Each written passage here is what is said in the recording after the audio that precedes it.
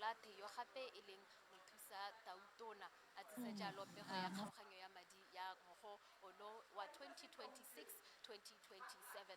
Nka gakolola jalo gore ga re itsa mothala letsatsi lone le ga se letsatsi le e leng gore le diragetse hela, mme ke letsatsi a leng go le tajana lena le thago le tsitsila yalo dikgwedi tse tharo tse di fetileng kgotsa 3 months ago or 91 days ago tautona a tlhotlhetse maboko o ne a rola jalo pego ya tlhogo ya setšhaba gore stay for your citizens e ne e thagolela jalo 91 days so a gore tota mo nakong ya go ne a rola jalo re ka solofela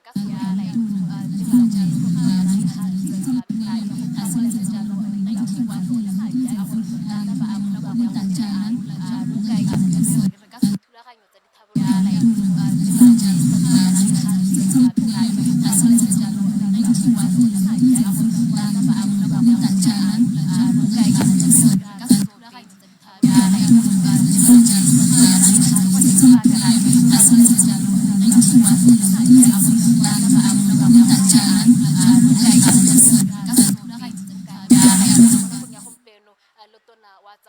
Dr. Stephen Modise horara lele gongwe ka bokhutshwane gore tota ga re lebeletse yone kgaoganyo ya madi ya monongwaga ya 2026-2027 re ka sologela go leka he tona ke a go leboga mo nakong ya gompieno jaaka tona wa tsa madi a taba rola jalo the budget speech go gontsi mo e leng gore maphata ka go harologana a ka go sologela mme re lebeletse gone gore health is a critical area or priority area in this administration. What are the expectations there for your ministry? Thank you very much. Like you said, you know, health is a priority, and we know that we've been going through a bit of a rough patch with the economy, and our good folks at the Ministry of Finance have been working hard to revive the economy. So I'm excited to hear how much the Ministry of Health is going to get out of the budget, and importantly, what measures are in place to revive the overall economy. And of course, we're looking at 2026, 2027, and you know, the highlights of the previous year. Obviously, you know, there has been challenges, but there also have been a lot of many efforts that the ministry has stepped up in terms of restoring or revitalizing the health sector. Maybe just take us through that, and of course, what are your expectations for this financial year beyond even just the level of monetary plow-in? Yes, we've had to be very creative in the health sector because, you know, we had challenges with the economy, like I already stated. So we had to be creative and work with our partners. And these are the development partners that have been really helping us to do a lot of the work that we have achieved at the Ministry of Health. And, you know, the issues with the medicines, and as you'd have heard, we've moved from a very low 17% in medicine availability to now sitting at about 62% and going up. And we're expecting even more medicines to come in the coming week. So it's been through these creative ways and working with our partners to say, even though we have challenges, what other measures can we put in place to make sure that the health system continues to function? What is the responsibility of citizens out there in terms of, you know, how they come in to the equation of, you know, when we talk about inclusive health, it's not just money, it's not just infrastructure, but we actually have the actual human beings or the actual people who desire levels of health. So what are the level of responsibility that, you know, citizens can expect to, you know, to play their part? You know, I must say I've been paying particular attention. There's a lot of people out there been practicing healthy lifestyles. We have social clubs that are out there.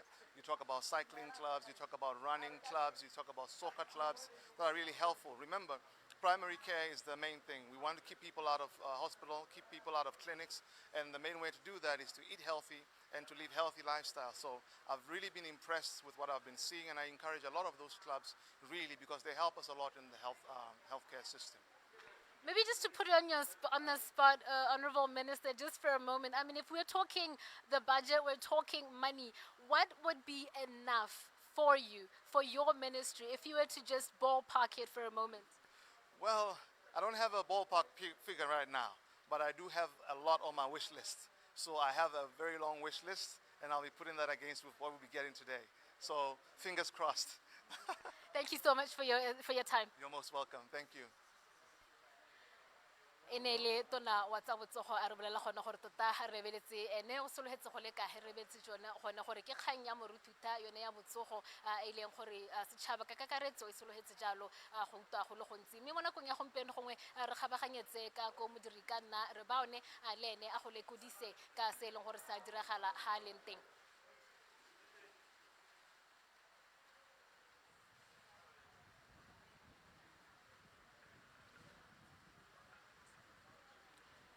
mo nakong ya gompieno tautona advocate Maboko o gorogile gone mo dikagong tsa palamente mme a tabatsana jalo mo the parliament chambers mme re itse gone gore mo nakong ya gompieno tona wa tsa madi le ene o setse a gorogile le batho ba eme ka thomamo mo sebakeng sa gompieno go itseela ka tsoopedi yone tekodiso ya kgaoganyo ya madi ka gakologelwa jalo a gone gore re bua ka yone the second meeting of the second session of the 13th parliament e le yone the budget speech 2026 e leng gore e tabo e rolwa jalo ke tona wa tsa madi yo gape e leng mothusa tautona re Ndaba Gaolatlhe mo nakong ya gompieno o ka itse gone gore re gone ga thagolelwa tsela ka yone the state of the nation address mo sebakeng sa gompieno re itse gore ka yone tekodiso yone eo 3 months ago tautona o ne a bua ka dikgang tse di harologaneng tebang le gone gore dithabololo di sologetswe mo dintheng di feng mme re itse gone gore maitamo one a puso a leng gore na a beile pele na tswa go ralla di megama ka go harologana kgang ya go netefatsa gone gore diemo tsa botsogo le thuto re ne ra bona maitamo gone go mme re sologeletse tshologelo ke yone gore re ta re mo kabong ya madi mo nakong ya gompieno re ta utlwa gone gore megama yone e ta segela thoko madi a bokae a e leng gore a ta buisa dithabololo mo megameng yone re ne ra utlwa maitamo a mangwe gape e ne le a gone go hegosa kgotsa to accelerate job creation e le nngwe tse e leng gore di teng gone gong ya go thamiwa ga ditiro mme re ta utlwa gone gore mo tekodisong yone go gontsi go le kae mo e leng gore ta bo go ntshiwa mo go tsa madi go hegosa one maitamo ao gongwe mo sebakeng sa gompieno re kgabaganyetse gone ka ko modiri ka nna re ba one gore le ena re he tekodiso ka ha a leng teng re ba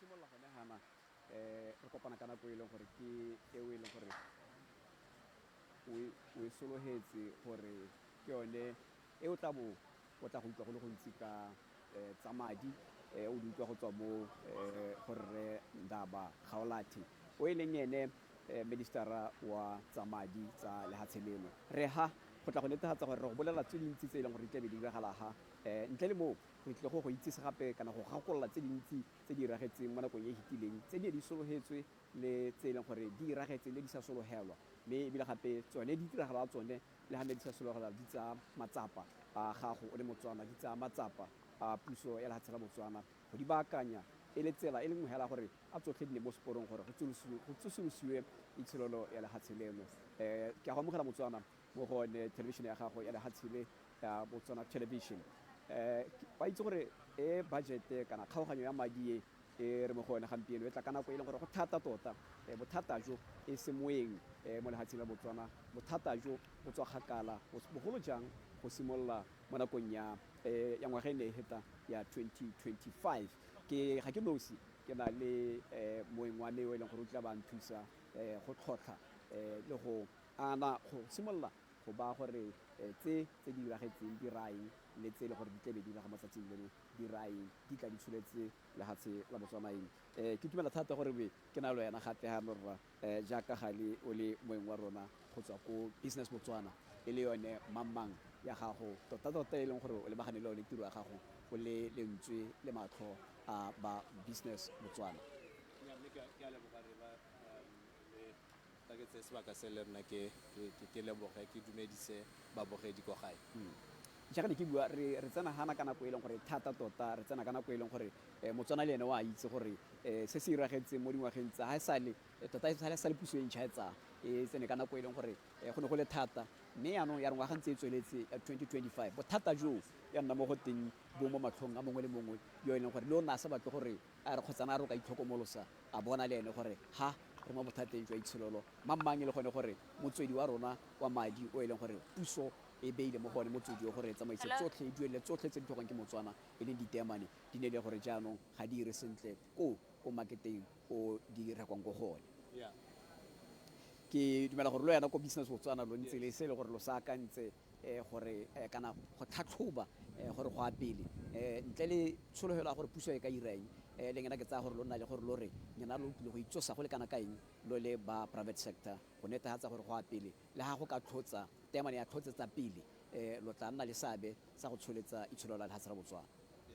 mme ke tsaya ke re we adile bonte re ba one seemo sa itsholelo rothe ra se lemoga le rona ko private sector ra se lemoga mme ebile ke sone se e leng gore re supporta this kind of the thinking ya budget gompieno ga o lebeletse the budget strategy paper e leng gore ne ya ntshiwa e supagala thata gore kono e leng gore na le tshologelo ya gore re ka tswa mo seemong se re leng mo go sone ke gore private sector e nne the engine of economic growth and job creation. So se se raya gore le rona ko private sector we should be readying ourselves for the challenge ahead, and ke so se e leng gore le rona re se ikemetse ebile e ne a re maloba ga go ntshiwa call for public input onto the budget ra ira yalo gore le rona re ntshe meakanya ya gore re akanya gore seemo se re leng mo go sone re ka se hema ka tsela e ntseng ya mme hela tota se e leng gore kana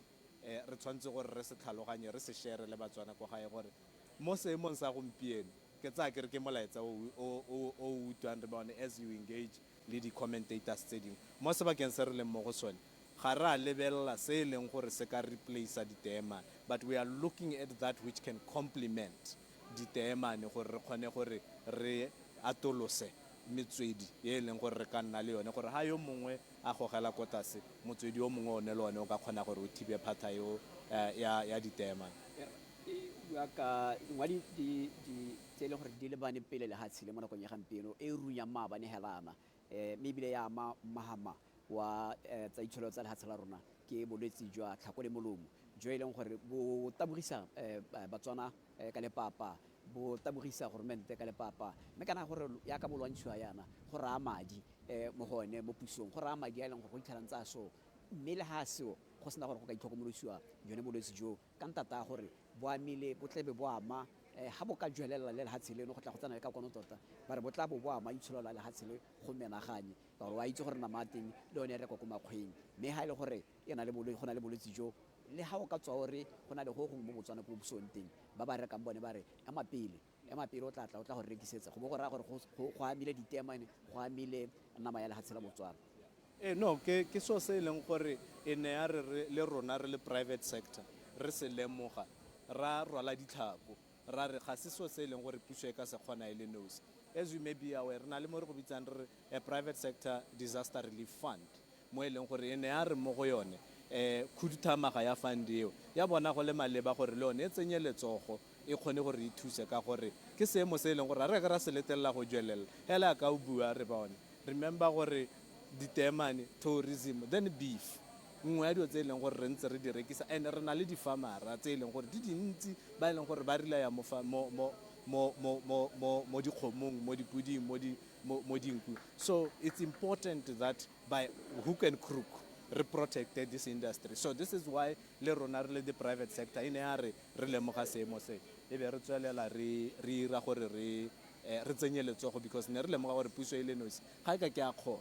So ga se gore re tsentse letsogo ela through the private sector disaster relief fund. We also did that through our members ba ka go harologana ga bone ba tshwara ka diata ya loko di-farming ko diterateng re tsosa diterata tse e leng gore ke tsone tse di thusang le gompieno as we speak di-membera tsa rona di-farmera le ba bangwe ba e leng gore ba mo industry yone ba ntse ba tsweletse ba thusa. Ke dumelana le wena thata gore ga se seemo se e leng gore re ka se tlogelela government ya lenos le rona re le the private sector we need to stand up and partake in assisting the government. Le sone se batla se tsaya kana tota se tsere attention e tona ya puso le setšhaba mme ebile ke se tla lwantsha puso le setšhaba ke go tlhaela ga melemo go tlhaela ga tse tsotlhe tse di tlhokegang go dipateleng Batswana bone ba re ba ra puso ba re no re le re hela ya ka gale re tshwanetse re tshwanetse re ha re tswagana ba bua sentle gore tshwanetse re itlhele go na le melemo re tshwanetse re itlhele bongaka botlhe bo re bo tlwaetseng gore re bo itlhele ko ha re ile go itekodisa ko sepatela mme ne ke batla go lwena o ne o tlhalose gore ba bangwe ba tle ba re seemo se re mo go sone se ga se hela gore puso e ntse kgotsa ba latlheletse kana ba ntse di hahalele mo go berekeng mo go lebaganeng le tsa botsogo ba tle ba supile ba ba ikemetseng ka nosi dikompone ba re kana goromente wa tla ntse a beile mo go nyena lo le ba dikompone tse dintse le nyena lo mo rekisetsang dilo tse tsotlhe tsa di tlhokang go tsamaisa tsa dipatela sentle ga ke tso re le tsone ko lo atle lo nne ha hatse lo ithone dinta gore go gongwe le ha goromente ise a re supi ka monwana a rona ga re itshekaseke re bone gore seabe sa rona e ntseng gone hana bogolo jang ka ba maloko a rona ka gore ke bone e leng gore goromente o beile mo go bone o berekisana le bone ke kgang e leng gore re nnela hatsi re le the private sector through the health sector ya rona ka ko business Botswana ebile gape re setse re kile ra nna le di bokopano makgatho a mabedi a mararo le goromente through the Ministry of Health gore le rona re share kana re ba neele ya ka ra akanyang ka teng re emise gone gana re utlwa gore ko parlamenteng ka gore go lebagale gore ba simolotse re ba neele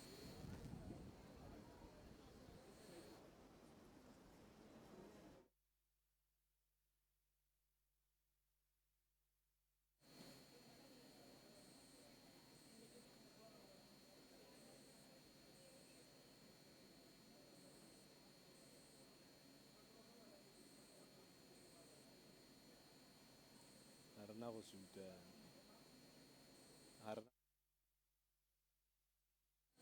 kana o ta oketsa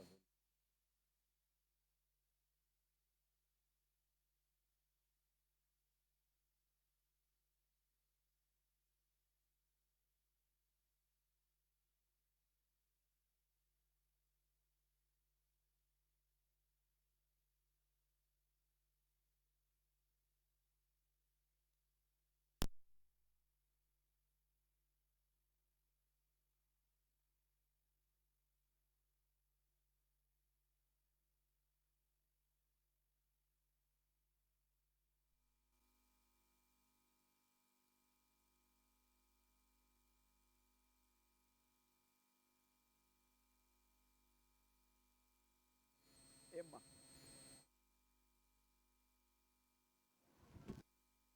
jaaka o bone ditshwantsho tsa gago di go kaela gore le tautona o setse a gorogile mo parlamenteng ke gone go rurugaletsa gore go a pele re simolotse ebile re lemetse hela gore e nne yone nako e ministera re Ndaba Nkosinathi a tla ba tsena a tla go dira tiro e leng gore ba botlhe ba kgobokanetse yone o tla ba tla hana tla go ntsha budget kana tla gore boelela gore o kgaogantse jang madi a teng o kgaogantse jang madi a soletseng go nna teng mme a kgaoganya mo maphateng a puso ka go harologana e le ya bobedi budget ya gagwe re Gaolatlhe Ndaba morago ga gore puso nka re party ya UDC e nne bone bahedi ba ditlhopho tsa 2024 mme ba simolola tiro gone ho mo gone ngwaga e wela ba tswella le gompieno re na le ene gampieno go tla go utlwa gore mo go tse tsotlhetse tse e leng gore o heditse ngwaga ya 2025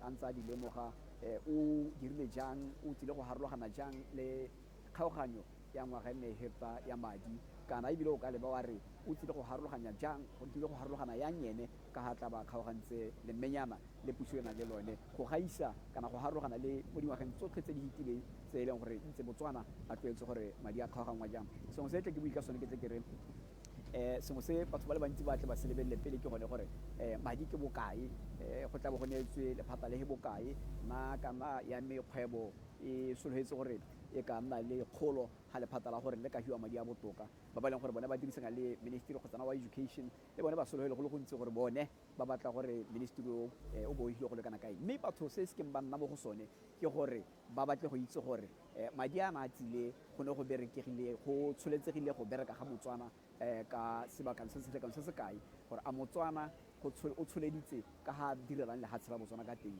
a Motswana o tsholeditse selekanyo se e leng gore se sologela mo go ene ga tsatsi le letsatsi a tirong gore ko bohelong go nne le madi a e leng gore ga a lebegele gore ke a maselamose ga go itse gore a tswa kae kana a dirilwe ke batho ba ka nna palonyana e nyenyane mo bontsintsing jo e leng gore bo hilwe tiro ya go berekela lehatshe lena ke yone se e leng gore go tsana go a pele e tla nna se le ene ministera a tla se gatelelang gore mongwe le mongwe a itse gore madi gore a nne teng re tle go a kgaoganya ga a tle a ka e kete re agilwe ke somamama madi a berekelwa mme ga o ikitse wena e le gore ko o berekang teng tsatsi le letsatsi o mongwe a batho ba ba e leng gore bone ba neetse tshwene marapo e tle e re ko bohelong e nne gore tshologelo tsa gago ke tse go tlo gote o ka re motho a tlwaetse mainane a nne gote mutla ona a tla re a se itire mme se itire a pitsa ikape mme ikape tota ke batle ke gatelele kgang ya gore re ha go tla go reetsa se ministera a tla ba se bua gore mo ngwageng e tle be e simologa ya madi ya kgwedi ya Moranang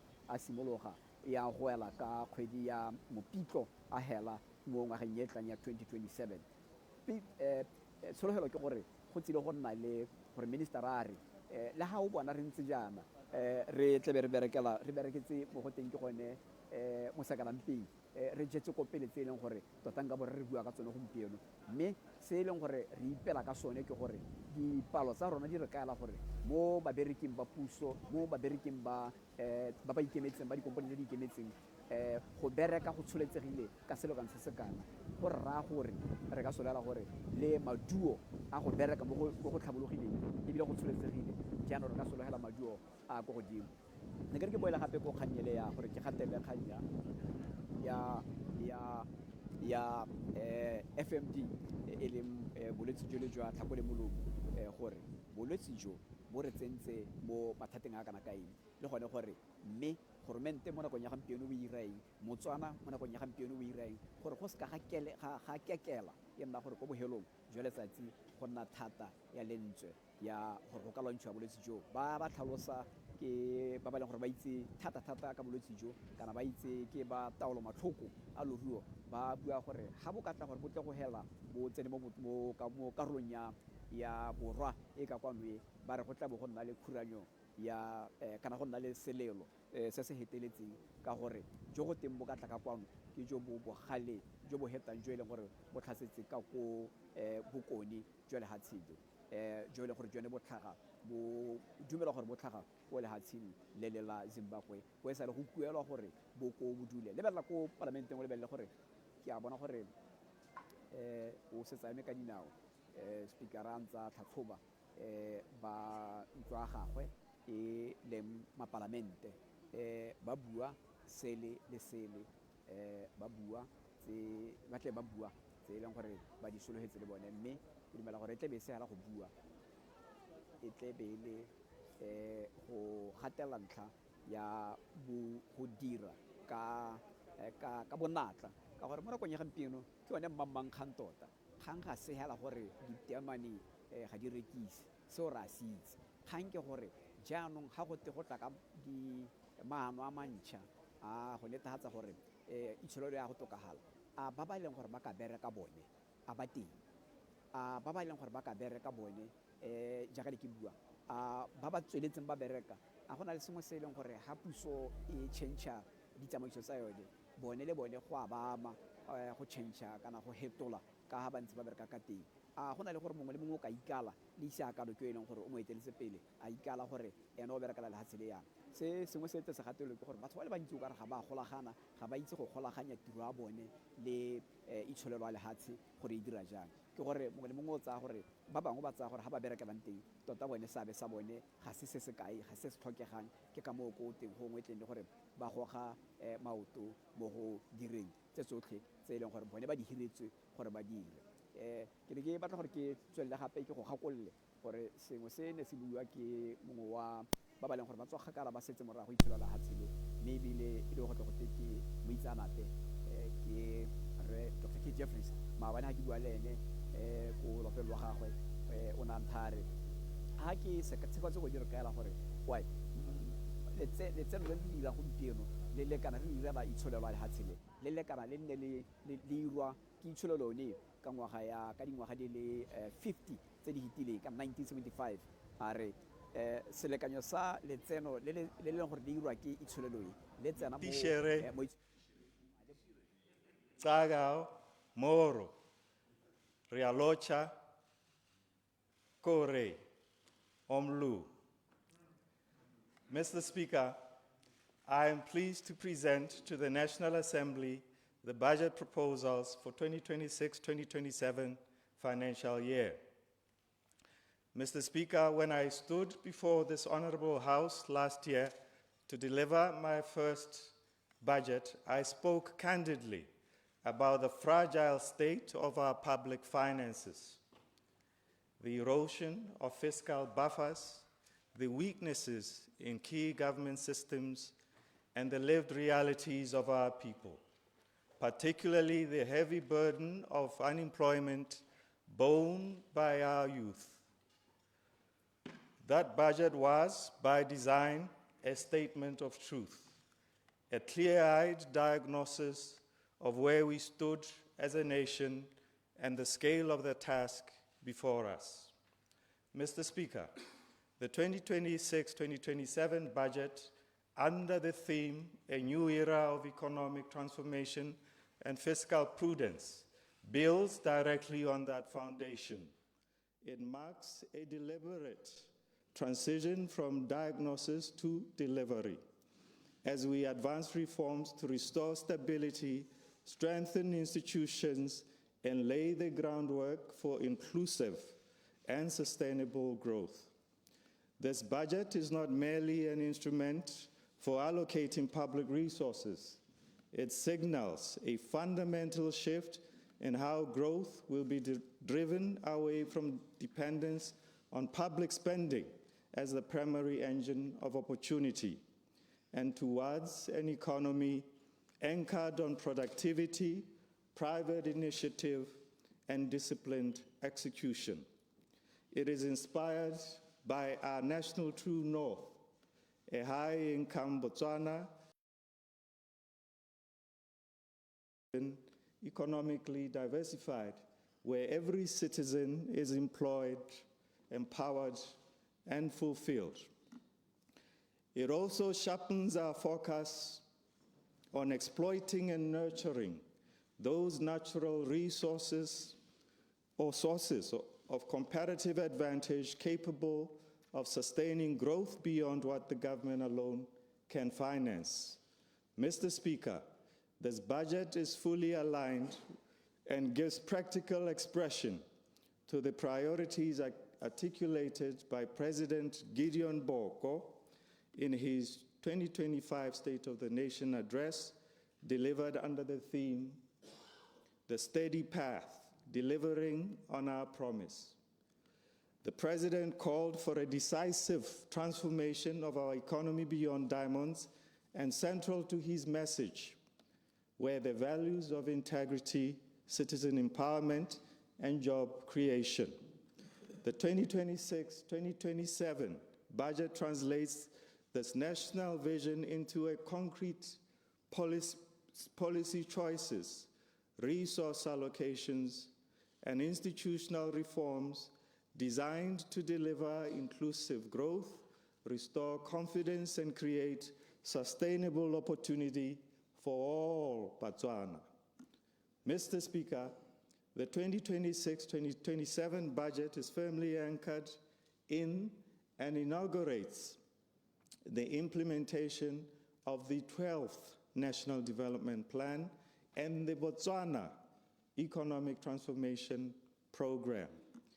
These frameworks were developed through extensive consultative processes involving cabinet, members of parliament, traditional authorities, district leadership, the private sector, labor organizations, civil society, and development partners. The inclusive approach strengthens ownership. It strengthens alignment and collective responsibility for delivery across institutions. Crucially, the Botswana Economic Transformation Program represents a decisive break from an earlier development approach in which government identified the problem, designed the solution, and largely financed the reform. In an environment of limited fiscal buffers and higher cost of inefficiency, this model is no longer sufficient, nor is it sustainable. Under the Botswana Economic Transformation Program, government's role shifts decisively from being the primary driver and financier of economic activity to being the architect of an enabling environment that clears bottlenecks, enforces discipline, aligns policy, and coordinates delivery. This is not government stepping away, but it is government stepping into its proper strategic role. We are charting this course amid heightened global uncertainty characterized by geopolitical tensions, trade tariffs, declining commodity prices, and a retreat from multilateralism. These forces further constrain fiscal space and raise the cost of delayed reform. And as the risks intensify and global trade patterns shift, these realities compel us to deepen regional cooperation, broaden partnerships beyond traditional alliances, and accelerate the transition towards a more resilient, productivity-driven, diversified economic model. Mr. Speaker, as we deliberate on this budget, we do so fully aware of the realities facing our people, and chief among them is the health crisis that has tested our nation's resilience. In August 2025, the collapse of the medical supply chain compelled government to declare a state of public health emergency. And while that emergency has formally lapsed, the challenge remains and the recovery continues. To address the underlying challenges and secure lasting stability, government is now in advanced discussions to conclude a government-to-government arrangement with the United Arab Emirates, in which it is expected to provide the Ministry of Health with the affordable supplies required to normalize operations and restore confidence in the health system.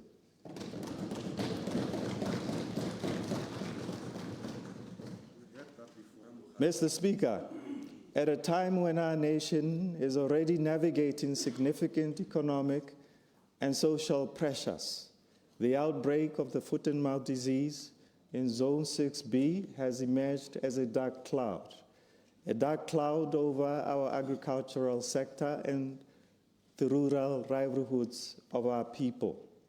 Foot-and-mouth, Mr. Speaker, is a devastating animal disease, carrying severe economic consequences through production losses, through high containment costs, and through prolonged restrictions on access to international markets. Government has and will continue to respond swiftly and decisively. Available resources have already been mobilized, and a National Emergency Operations Center has been established to coordinate a national response aimed at containing the outbreak and preventing its spread to the other zones. In the immediate term, Mr. Speaker, an amount of 97 million has been availed for this emergency operation. This response is specifically designed to avert the risk of cross-border incursion from South Africa and neighboring countries, while simultaneously preventing further transmission within Botswana. To strengthen frontline containment, 10 mini command centers have been established in districts bordering South Africa and Zimbabwe, ensuring rapid response, surveillance, and enforcement at critical entry points. The successful eradication of the foot-and-mouth disease and the timely prevention of its spread is not only vital for protecting livestock and rural incomes, it is essential for safeguarding Botswana's continued access to high-value export markets. In particular, Mr. Speaker, it underpins our eligibility to trade under the SADC European Union Economic Partnership Agreement, which provides duty-free, quota-free access to one of the world's most lucrative markets. Mr. Speaker, the resilience of Botswana is well known. The financial and in-kind contributions made by government, together with the active participation of farmers, of communities, and all stakeholders in this national effort, stand as a clear testament that in times of adversity, Botswana come together. United in purpose, we will overcome this challenge and protect the integrity of our agricultural economy and our standing in global markets. Mr. Speaker, before finalizing the 2026-2027 budget, we undertook targeted consultations with local authorities, with the youth, and with general stakeholders. We also received valuable inputs from labor unions, from the business community, from civil society organizations, and other stakeholders, as well as through our online call, which attracted more than 1,000 responses. I express sincere gratitude to the men and women of our country and the institutions who contributed to this process. Mr. Speaker, all the submissions received matter. They reaffirm that Botswana do not seek to be passive recipients of policy, but that they seek to be active co-authors of our national journey.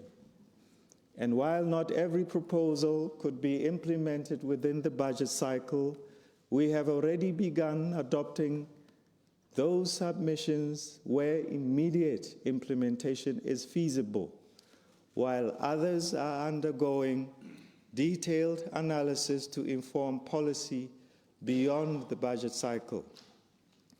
I wish to assure all who share their views that every submission is being taken seriously. We will transparently reflect on these inputs. We will distill the key themes that have emerged and produce a comprehensive sentiment report to guide our ongoing efforts to transform Botswana in a manner that is inclusive, responsive, and firmly grounded in the aspirations of our people. Mr. Speaker, some of the contributions strengthened initiatives already within our planning pipeline, giving us confidence to accelerate execution where consensus is clear, such as the thoughtful policy brief from the Youth Climate Council Botswana on the establishment of a dedicated National Climate Change Authority. Mr. Speaker, similarly, it emerged that our people hold strong views, very strong views, Mr. Speaker, about the poor coordination and the poor conditions of public infrastructure, including our schools, our hospitals, our clinics, and the roads which they rightly regard as unacceptable. Government shares this sentiment fully and agrees that the state of these critical public assets must urgently be addressed.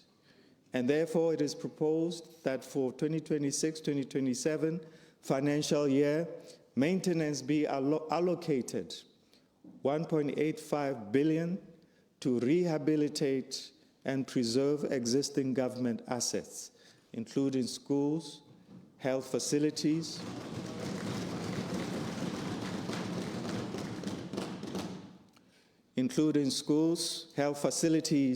government buildings, roads, and wastewater treatment plants. With disciplined financial management and fair market pricing, where costs reflect the true value of work delivered, rather than being inflated simply because the client is government, this allocation should be sufficient to restore basic maintenance standards across the public sector in the coming financial year. To ensure the effective utilization of these investments, it is further proposed that no virement from maintenance votes be permitted. This measure will ensure that maintenance funds are applied strictly for their intended purpose and that government finally breaks the cycle of deferred maintenance and escalating rehabilitation costs. Mr. Speaker, I wish to say a little bit about building an inclusive and deep economy. Mr. Speaker, in the 2025 budget speech, I set out 4 interlinked strategic foundations to guide our reform and transformation agenda.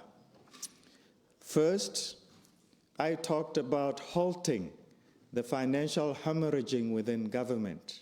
Second, I talked about stabilizing the economy and preparing it for the takeoff. Third, I talked about initiating tangible steps of change. And finally, building a new Botswana. These foundations formed a deliberate and sequenced framework designed to transform our economy into one that is deep, resilient, diversified, and inclusive.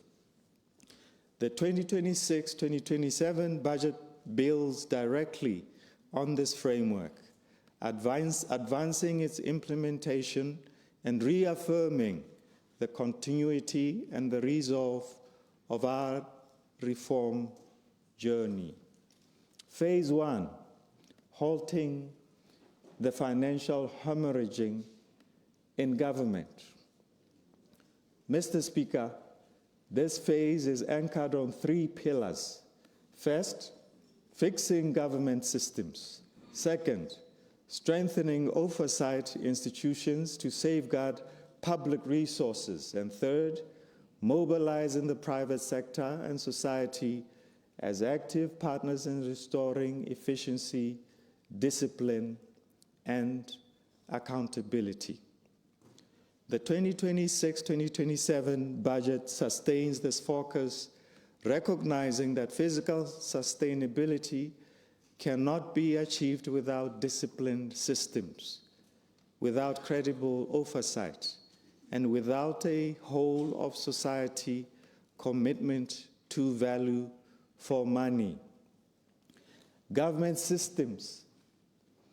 Mr. Speaker, I draw attention to the deteriorated state of our public financial management systems, to our practices, to our processes and the dysfunctions that has resulted in persistent financial losses. We committed that supplementary budget requests would be considered strictly for unforeseen requirements or genuine emergencies. I am pleased, Mr. Speaker, to report that over the last 2 financial years, the 2024-2025 and the 2025-2026, no supplementary budget requests have been approved.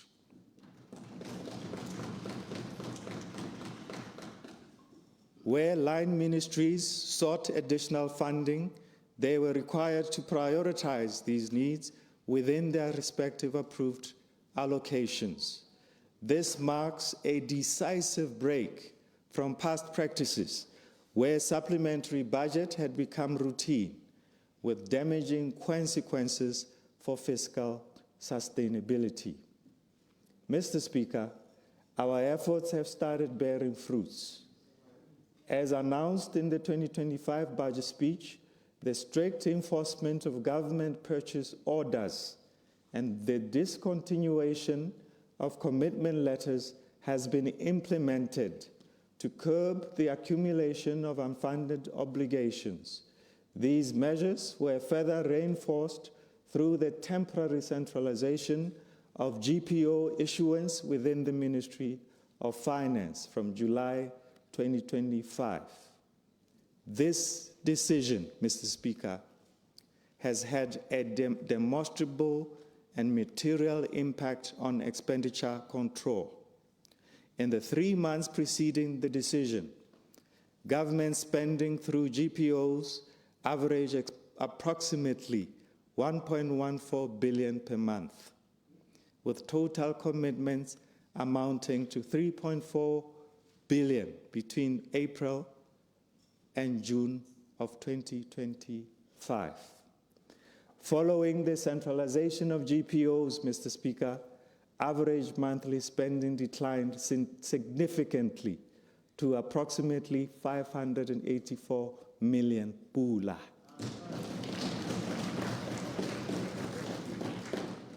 Between July 2025 and January 2026, or 49% reduction in monthly expenditure levels.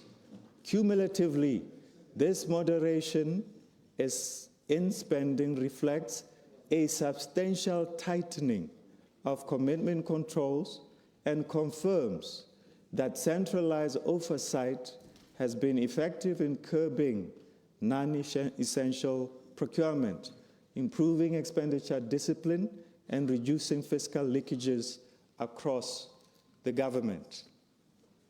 Further expenditure, Mr. Speaker, further expenditure containment has been achieved through the implementation of travel moratorium, covering both domestic and international travel, alongside tighter control on overtime payments. These measures underscore the tangible impact of disciplined expenditure management. Mr. Speaker, these immediate control measures are being complemented by deeper structural reforms to modernize the procurement system. And in line with the reform agenda outlined in last year's budget speech, Cabinet approved the National E-Procurement Strategy in June 2025, providing a clear and sequenced roadmap for transitioning from manual to fully digital procurement. Implementation of the National E-Procurement System is progressing steadily, with the system expected to be fully operational before the end of 2026-2027 financial year. Once completed, this flagship reform will significantly strengthen governance. It will restore transparency, integrity, and enhance efficiency and value for money across the entire public procurement cycle. Mr. Speaker, in the last budget, we committed to introducing the Efficiency in Process Initiative, a reform positioned as a cornerstone of our broader fiscal consolidation agenda.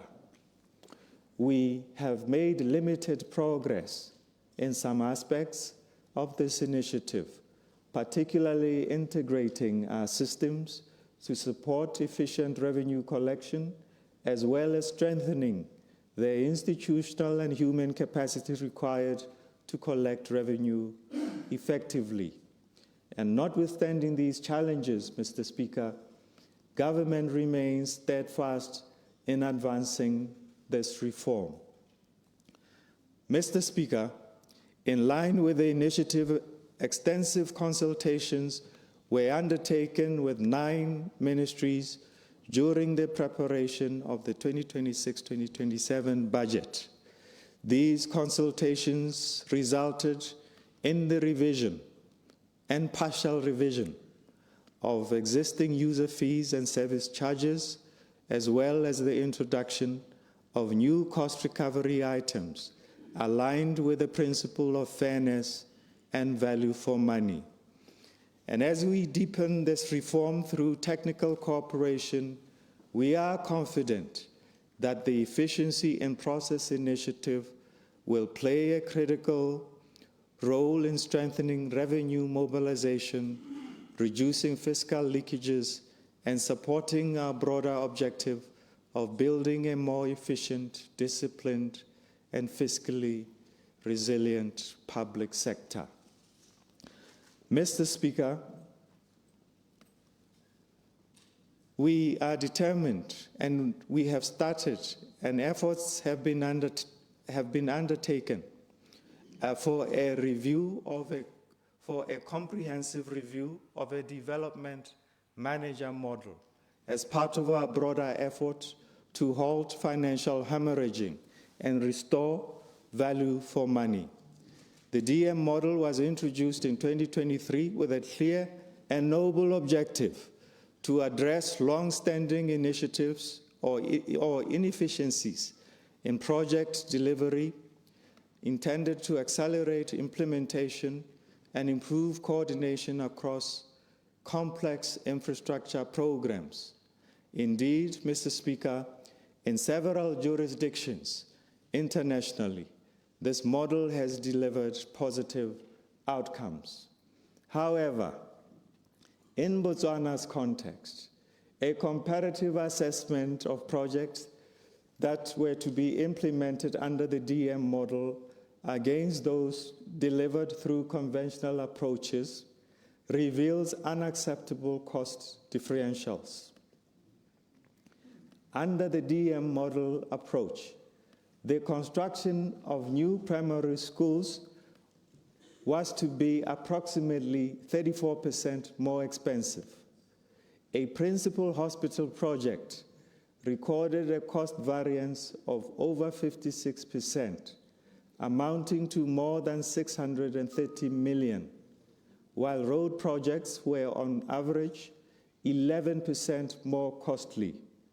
Following a full review of all DM projects and contracts, only 16 projects were found to be advanced and are currently under implementation, while 132 projects have been suspended at conceptualization stage. Mr. Speaker, the experience with the DM model has exposed systemic weaknesses that must now be decisively addressed.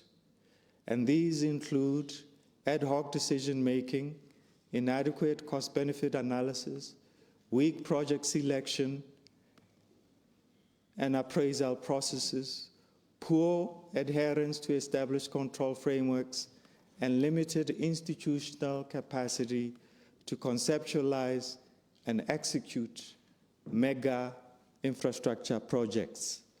Botswana's history of underperforming mega projects makes it clear that business as usual is no longer an option. Mr. Speaker, the government has adopted a more structured, evidence-based approach to project execution. Through the Botswana Economic Transformation Program, a set of strategically significant and transformative government projects underwent rigorous analysis. The process brought together all stakeholders from government and the private sector, resulting in shared consensus on implementation models, on risk allocation, and on credible cost estimates.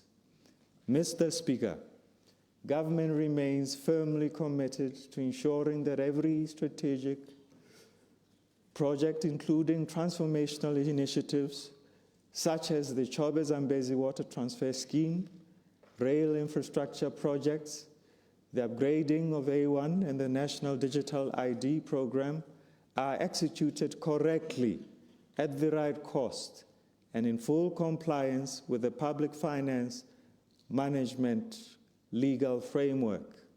Mr. Speaker, this commitment applies equally to projects delivered through the public-private partnership, PPP, arrangements. And while PPPs do not require upfront capital outlays, by government. They create binding long-term fiscal commitments and contingent liabilities, as government is obligated to repay private sector investment over the life of the contract, typically spanning 15 to 30 years. These obligations must be transparently budgeted for and prudently managed. Fiscal discipline, transparency, and accountability in project selection, in project structuring, and execution are therefore non-negotiable. Mr. Speaker, the identified transformational and strategic project in the BTEP will serve as the foundation for correcting past failures, for institutionalizing best practice, and deliberately building a new culture of project delivery in Botswana. A culture anchored on value for money, a culture anchored on integrity, a culture anchored on results. And to all those entrusted with the responsibility of executing these projects, government officials, implementing agencies, and current and future investors, I urge you to place the interests of Botswana and Botswana first. Reflect on how country-changing and life-changing it will be if these strategic projects are delivered at the right costs, are delivered with integrity, and with the speed not only for today's citizens, but for future generations of Botswana. I implore you to tap into the same spirit with which our forefathers drove Botswana's early transformation, with limited resources but a profound sense of duty. They built institutions, they built infrastructure and trust that laid the foundation of our nation. And over time, we have lost some of these elements. We have lost that spirit. Let us therefore hold one another accountable and recommit to a standard of governance worthy of the people we serve. Mr. Speaker, allow me to say a little bit about strengthening governance and oversight. Mr. Speaker, the first session of the 13th Parliament registered substantial progress through the enactment of 26 bills. This bold legislative agenda aimed at modernizing governance, strengthening institutions, and positioning Botswana for a more inclusive and resilient future. Mr. Speaker, government has commenced the review of the Public Procurement Act 2021 to align it with the global best practices and strengthen transparency and accountability.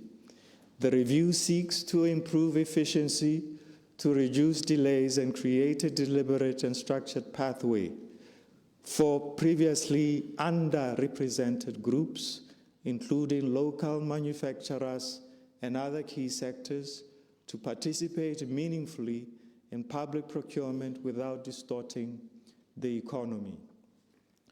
Mr. Speaker, the review of the Public Finance Management Act 2011 is in its final stage. It aims to strengthen accountability, oversight, management, and control of public funds. Further, it aligns the Act with the requirements of the public finance management reforms and ensures compliance with international best practices, including anti-money laundering and counter-terrorism financing standards.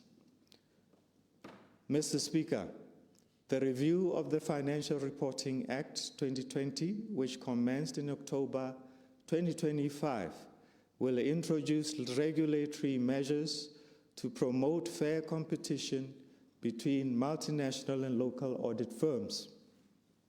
It will encourage joint audits between multinational and local audit firms for public interest entities, and empower the Botswana Accountancy Oversight Authority with adequate resources to conduct regular inspections of multinational firms. The review of the Public Procurement Act, the Public Finance Management Act, and the Financial Reporting Act will be tabled during the 2026-2027 financial year. Mr. Speaker, Botswana's transformation journey risks being undermined if we do not act decisively to address the declining performance, or our declining performance on the Global Corruption Perceptions Index. To this end, urgent steps are being taken to operationalize the independence of the Directorate of Corruption and Economic Crime, and in parallel, this review and repeal of the Corruption and Economic Crime Law is underway and is expected to be finalized during the 2026-2027 financial year. These reforms will modernize enforcement powers, close legal and procedural gaps, strengthen deterrence, thereby safeguarding institutional integrity and supporting Botswana's path to high-income status. Mr. Speaker, government has established a National Coordination Office on anti-money laundering, combating the financing of terrorism and proliferation financing. This important milestone comes at a defining juncture as Botswana intensifies preparations for the Eastern and Southern Africa Anti-Money Laundering Group mutual evaluation scheduled for January 2027. The establishment of this office demonstrates government's resolve to adopt a whole-of-government approach to financial crime management. The office serves as the central mechanism driving national coordination, strengthening interagency collaboration, and ensuring that Botswana's legal, regulatory, and institutional frameworks fully comply with the Financial Action Task Force requirements. Mr. Speaker, the National Risk Assessment and recent mock evaluations point to a scenario that requires our collective and urgent attention. They reveal persistent weaknesses, including inadequate customer due diligence, insufficient verification of beneficial ownership, and cases lost due to evidentiary and procedural shortcomings. While the risks are real, the opportunity to avert them remains firmly within our grasp. With decisive action, strengthened coordination, and the collective commitment of the government, the private sector, regulators, and all relevant stakeholders, Botswana can still turn the tide. By acting now and acting together, we can safeguard our financial integrity, we can restore confidence, and ensure that Botswana successfully meets the requirements of the upcoming mutual evaluation. Mr. Speaker, I wish to say a little bit about Phase 2, stabilization and the takeoff. Mr. Speaker, we remain committed to building a forward-looking policy environment that strengthens government effectiveness, enhances institutional discipline, supports investment, and lays a solid foundation for accelerated growth. In this context, the introduction of the Botswana Economic Transformation Program is both timely and transformative, serving as the anchor policy instrument for the country's takeoff phase. The program provides coherent policy direction, by placing the private sector at the center of development and driving diversification beyond the traditional sectors. It brings together reforms, infrastructure development, skills enhancement, and enterprise support into a unified and purposeful economic transformation agenda. On state-owned enterprises, Mr. Speaker, state-owned enterprises are central to Botswana's transformation journey, with the potential to drive growth in strategic sectors, with the potential to expand infrastructure, crowd in investment, and secure essential services for all our citizens. However, their persistent reliance on government funding presents substantial fiscal risk, underscoring the urgent need for structural reforms to strengthen governance, improve operational efficiency, and ensure long-term financial sustainability. Recognizing their national importance, government is implementing a comprehensive SOE transformation agenda anchored in a new governance and ownership framework. This framework is designed to formalize oversight, align mandates with national development priorities, and shift SOEs towards disciplined capital allocation, towards higher productivity, and towards improved service delivery. Mr. Speaker, we are determined to stabilize the Botswana Meat Commission and is beginning to bear fruits. The Commission is undergoing a far-reaching turnaround that is revitalizing the beef value chain and restoring confidence among our farmers. So far, it has cleared 698 million in arrears.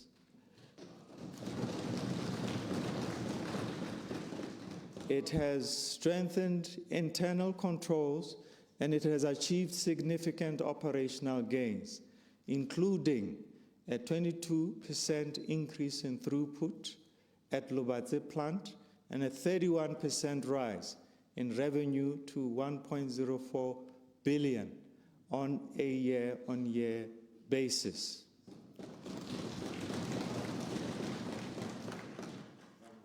Mr. Speaker, strategic investments such as the Meat Value Addition plant, the revitalized tannery, and the upcoming multi-species abattoirs in Gaborone and Zabo will deepen value addition.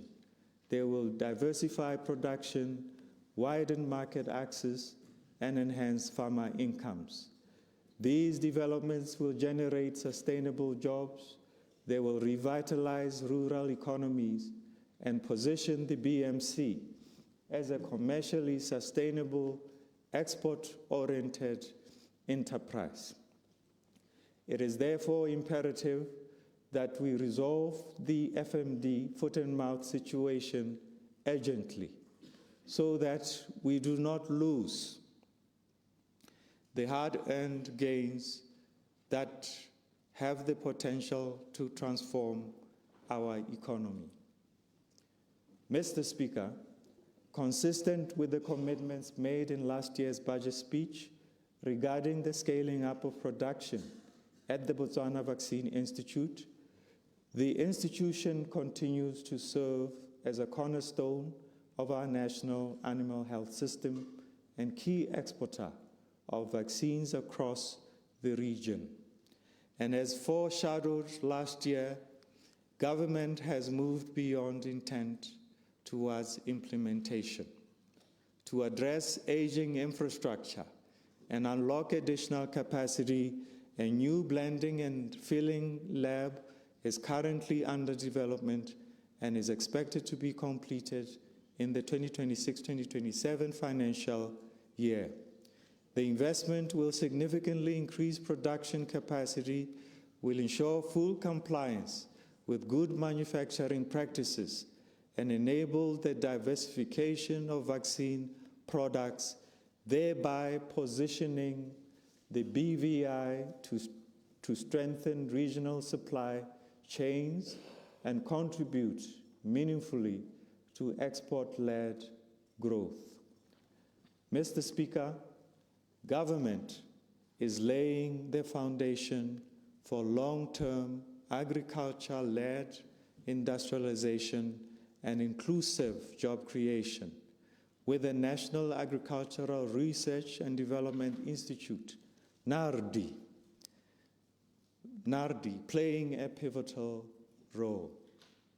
NARDI is advancing national seed self-sufficiency through the development of a locally adapted open pollinated variety seeds aimed at addressing persistent shortages of high-quality seed, improving yields for smallholder farmers and reducing reliance on costly imports.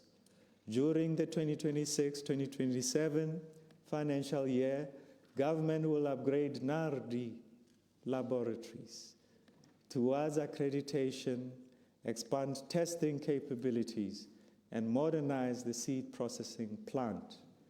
These strategic investments are expected to strengthen the national seed system, generate revenue, and create employment. Complementing these efforts, Mr. Speaker, are high-impact technology-driven initiatives, including organic fertilizer demonstrations and drone-assisted crop nutrition, as well as the expansion of watermelon value chains into juices, jams, and other processed products. Collectively, these interventions underscore a clear national direction of transforming SOEs into disciplined, high-performing institutions, deepening value addition and export competitiveness, and accelerating job creation. Mr. Speaker, I wish to say a little bit about the Phase 3, tangible steps of change. Fostering economic diversification. Mr. Speaker, government's sustained efforts to deepen Botswana's integration into global markets are beginning to yield tangible and measurable outcomes. We have successfully secured market access to fresh citrus exports to 17 international destinations, including the European Union, Canada, the United Arab Emirates, South Africa, Russia, Hong Kong, reflecting the strengthening of our trade relationships and growing confidence in Botswana's agricultural standards and export capacity.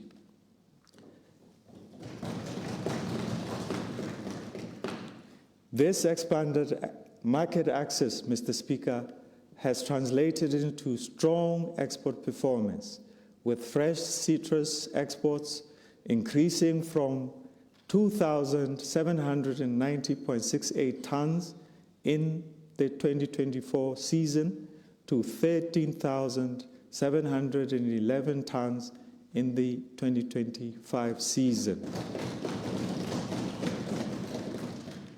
This represents growth of over 390% and creates significant income and employment opportunities for local producers.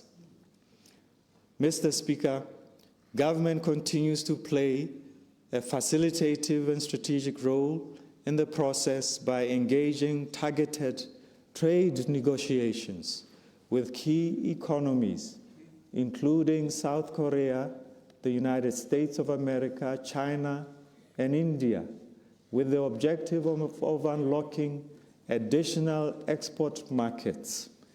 These engagements are not limited to citrus production alone, but are intended to broaden access to a wider range of high-potential agricultural products, thereby supporting diversification, enhancing our competitiveness, and strengthening the contribution of agriculture to economic growth and food security.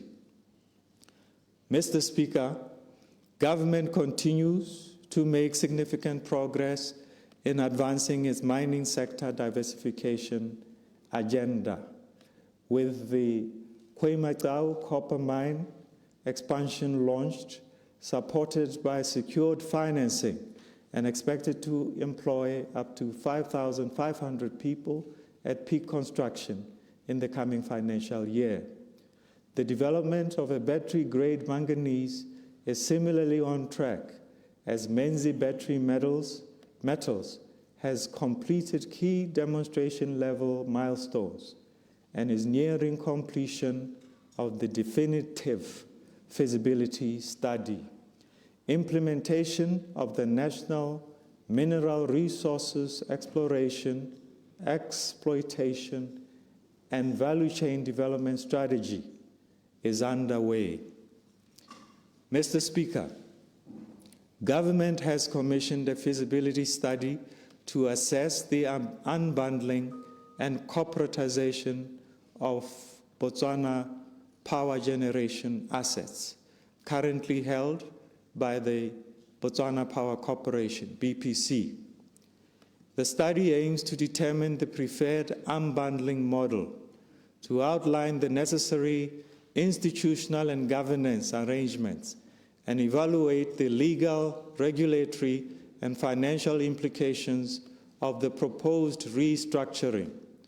Once completed, government will consider the findings and provide policy direction on the most viable model to pursue, guided by the objectives of ensuring energy security, improving electricity affordability, and increasing private sector participation in the power sector. Mr. Speaker, government remains committed to positioning Botswana as a regional energy hub, both as a reliable exporter of power and as a catalyst for new industries such as data centers that require stable, high-capacity electricity. To advance this ambition, Mr. Speaker, the National Integrated Resource Plan has been revised upwards to deliver an additional 1.5 gigawatts of renewable energy between now and the first quarter of 2027. To operationalize this vision, government is implementing the Botswana Power Roadmap outlined in the revised Integrated Resource Plan IRP 2025. As part of this effort, a number of IPPs have since been engaged to deliver projects covering both renewable energy and coal thermal power generation. Mr. Speaker, implementation of the 600 megawatt Mamabula coal-fired plant is on track, and the first 150 megawatts is expected by December 2026. And the full 600 megawatt is expected to be delivered by June 2029 as planned. The government has commissioned the 100 megawatt solar PV plant in Madinare and 3 small grid tied projects in Bubonong, Shakawe, and Khanzi. In addition, the 100 megawatt solar PV plant in Jane is scheduled for commissioning in March 2026, with additional small-scale projects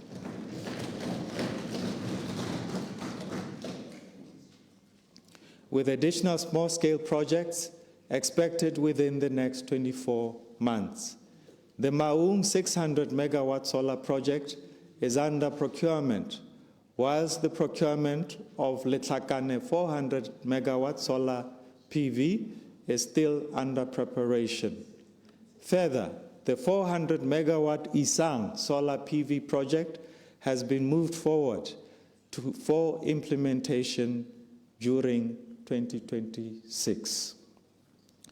Mr. Speaker, to meet the base load requirements and ensure system reliability, government will prioritize the rehabilitation of Murupule B power station and the development of additional coal-fired generation capacity. These investments underpin national energy security while creating opportunities for electricity exports through regional power purchase agreements. All these efforts are expected to stimulate industrialization, support economic diversification, and position Botswana as a competitive and reliable energy supplier in the region. Mr. Speaker, the tourism sector is already demonstrating its capacity to mobilize private investment and create jobs across the country. During the 2025-2026 financial year, government facilitated the allocation of 5 tourism sites and concession areas in Ngamiland and Makgadikgadi National Park, attracting envisaged capital investment of more than 360 million pula. These projects are expected to create over 500 jobs and generate rentals for community trusts, directly strengthening local economies. Mr. Speaker, in addition, the fast tracking of 11 lease renewals covering 27 lodges in Ngamiland has unlocked further investment potential, estimated at 800 million pula, while safeguarding more than 1,500 existing jobs. These developments underscore tourism's growing role as a driver of employment, of citizen participation, and private sector-led economic diversification. Mr. Speaker, under the Botswana Economic Transformation Program, tourism is being repositioned as a catalytic investment-led sector through a pipeline of 21 high-impact projects that we hope will diversify products, deepen value chains, and expand employment opportunities. Collectively, these projects are designed to increase visitor numbers, raise per visitor spend, stimulate private capital investment, and create jobs across hospitality, construction, transport, creative arts, and services sectors. Mr. Speaker, let me say a little bit about Phase 4, Building a New Botswana. Mr. Speaker, as government drives economic transformation, we recognize that getting land administration right is one of the most powerful levers for change in the lives of our people and the economy at large. It is for this reason that in the 2026-2027 financial year, government will commence the modernization of Botswana's land administration systems through the Geospatial Information Center. This marks the first phase of a 4-year program to upgrade the land information system, to strengthen integrated geographic information systems, and enhance governance and project management capacity across the land sector. This transformation, Mr. Speaker, directly addresses long-standing challenges, including outdated systems, fragmented data, weak interagency coordination, and delays in the issuance of secure land titles and their registration under the deeds registry. Mr. Speaker, this reform is both people-centered and transformation-driven. For citizens, it will mean clearer processes, it will mean reduced waiting times, it will mean fewer disputes, it will mean timely access to secure land titles, enabling families to plan, to inherit with certainty, and to use land as collateral to access finance.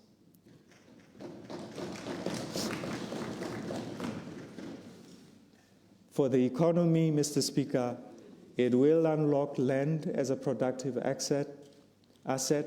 It will accelerate project approvals. It will improve investment facilitation, and it will support the shift towards a more diversified private sector-led model. Mr. Mechanism for commodities such as sorghum and meat, aligning domestic prices with international benchmarks. This is expected to reduce income volatility for local producers and improve price discovery.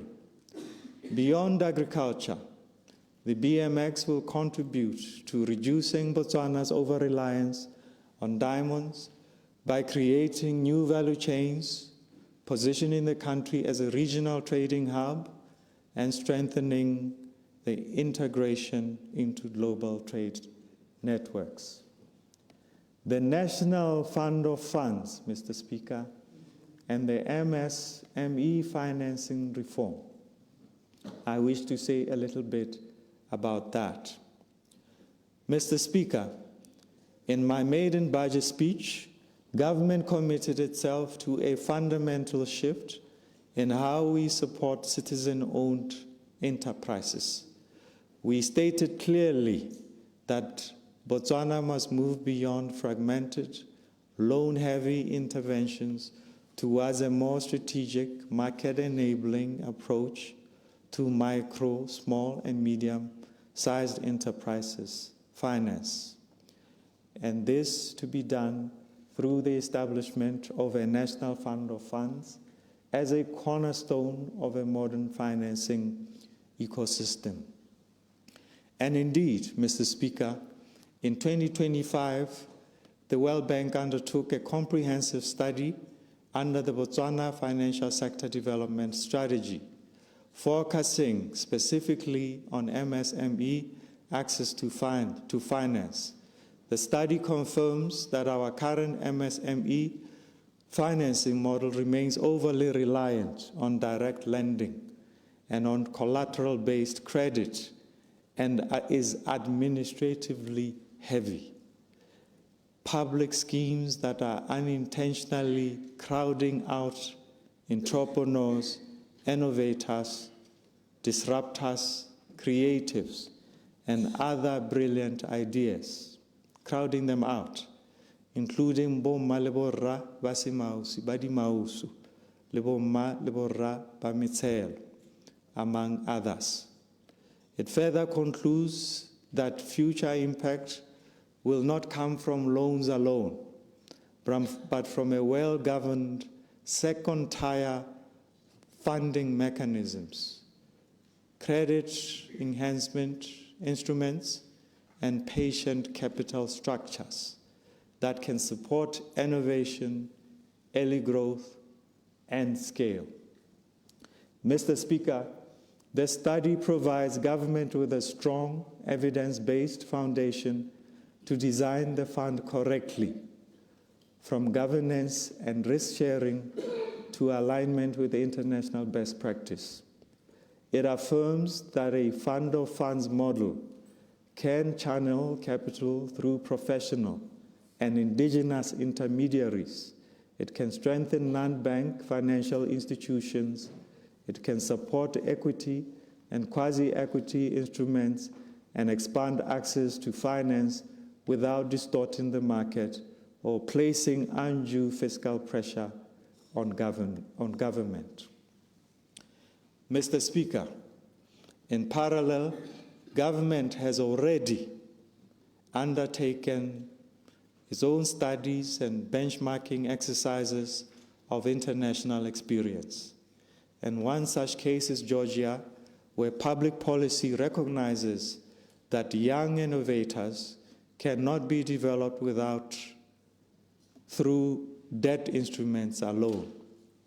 Instead of pushing early-stage entrepreneurs directly into loans, government identifies high-potential individuals through competitive processes.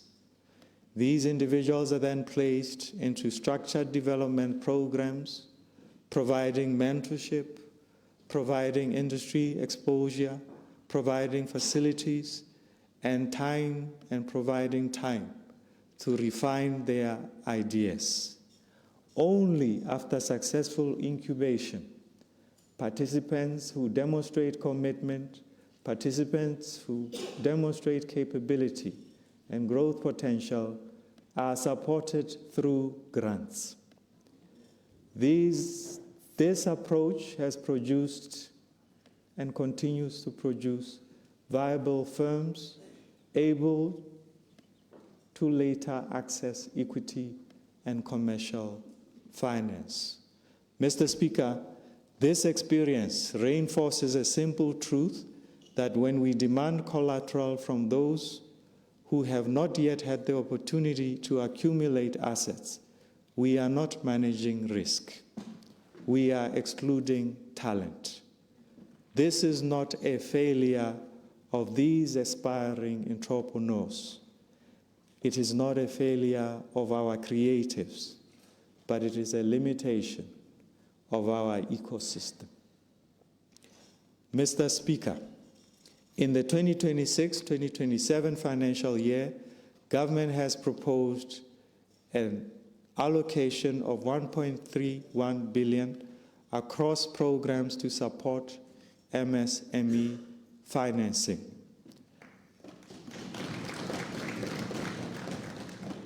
However, this level of funding remains insufficient to fully address the diverse and often complex needs of the MSME sector.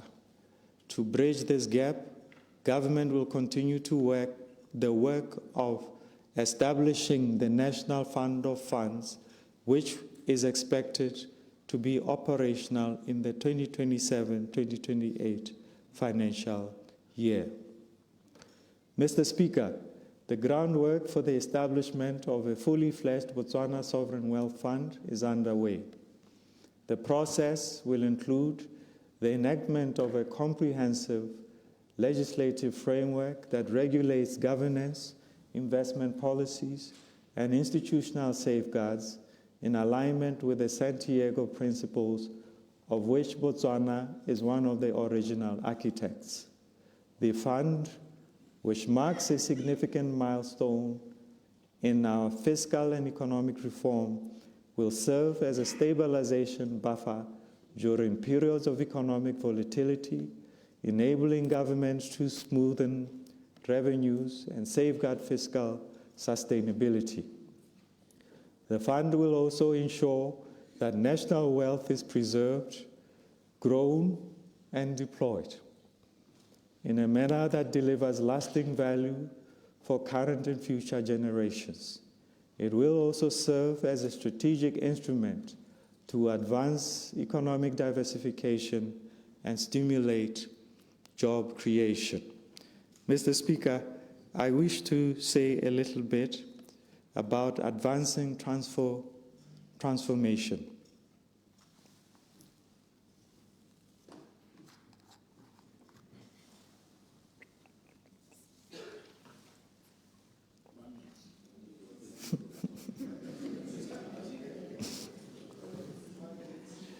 And I'll talk about the National Development Plan 12. Mr. Speaker, the 12th National Development Plan, approved under the theme Building a Diversified and Inclusive Deep Economy for Sustainable Jobs, marks a decisive turning point in our development and our transformative journey. Through this theme, the plan places the private sector firmly at the center of economic expansion and recognizes that long-term prosperity will not be built on shallow growth or narrow sectors, but on an economy with depth, stronger value chains, higher productivity, diversified exports, and firms that compete beyond our borders. Mr. Speaker, the focus of this plan is on improving national service delivery